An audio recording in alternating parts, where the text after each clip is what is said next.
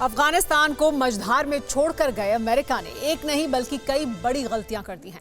आशंका जताई जाने लगी है कि अमेरिका की गलतियों का खामियाजा पूरी दुनिया को भुगतना पड़ सकता है, क्योंकि अमेरिका अफगानिस्तान में हथियारों का जो जखीरा छोड़कर गया है, तालिबान ने उसे अमेरिका के विरोधी देशों को देना शुरू कर दिया है।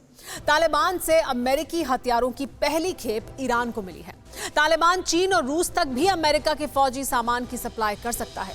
सवाल यह है कि क्या वाकई ऐसा हो सकता है, और अगर हां तो फिर अमेरिका क्या करेगा?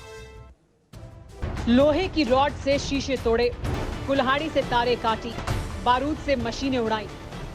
जिन टैंकों, तोपों, बख्तरबंद गाड़ियों से अमेरिका ने तालिबान को तबाह करने का संकल्प लिया था, उसकी ऐसी गत बनाते हुए अमेरिकी फौजियों को अफसोस तो हुआ होगा।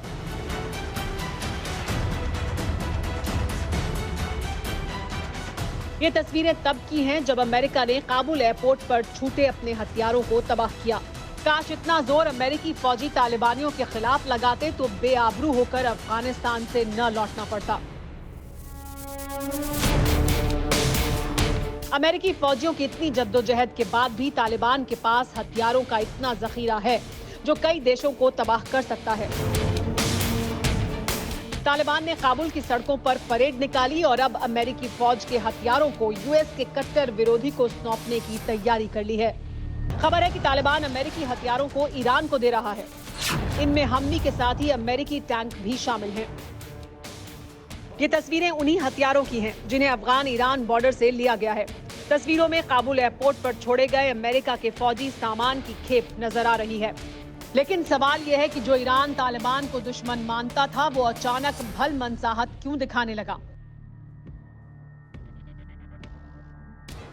कहते हैं दुश्मन का दुश्मन दोस्त होता है। ईरान और तालिबान की दोस्ती भी कुछ ऐसी ही है। ईरान अमेरिका का विरोधी है, दुश्मन है, और तालिबान भी अमेरिका का सगा नहीं है। इसीलिए ईरान ने तालिबान से 2 दशक पुरानी दुश्मनी भुलाकर नजदीकियां बढ़ा दी हैं। सवाल यह है कि ईरान इन हथियारों का क्या करेगा? जवाब ऐसे समझिए। ईरान की रूस और चीन से गहरी दोस्ती है, इसलिए अमेरिका के फौजी सामान को वो इन दोनों देशों को दे सकता है, जो अमेरिका की तकनीक की काट तैयार कर सकते हैं। अमेरिका और रूस दुनिया भर में हथियारों के सबसे बड़े सौदागर हैं। दोनों देशों में फाइटर जेट, मिसाइलों से लेकर एटमी हथियारों की होड़ लगी रहती है। इस कंपटीशन में अब चीन भी शामिल हो चुका है। इसीलिए अमेरिका को डर है कि अफगानिस्तान में छोड़े गए हथियार कहीं उसी के लिए मुसीबत ना बन जाएं। इस बीच अफगानिस्तान का एक और पड़ोसी ताजिकिस्तान लगातार पंजशीर के लड़ाकों को हथियार और गोला बारूद दे रहा है। इतना ही नहीं, पंजशीर के कमांडर अहमद मसूद और अफगानिस्तान के पूर्व राष्ट्रपति अमरुल्लाह सालेह को ताजिकिस्तान ने अपने देश का सबसे बड़ा सम्मान देने का ऐलान भी कर दिया है। जाहिर है अफगानिस्तान के जो हालात बन रहे हैं, उसे लेकर दुनिया 2 धड़ों में बंटती नजर आने लगी है।